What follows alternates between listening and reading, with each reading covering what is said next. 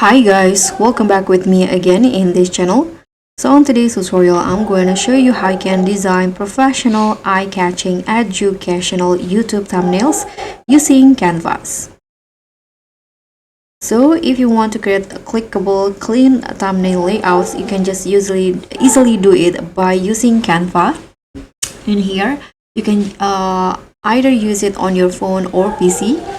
So to start, you can just go to canva.com if you're on PC, and then you can just here click on the templates tab at the top, and then you can just search the templates by using thumbnails, or I will just go educational YouTube thumbnail. You can go specific like that, hit on enter, and here you'll see lots of options that you can choose.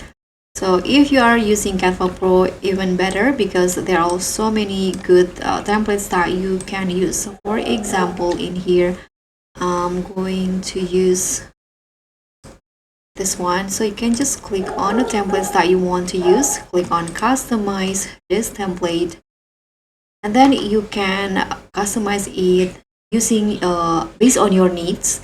You can change the background, change the photo. Of course, you can change the titles based on your on YouTube videos.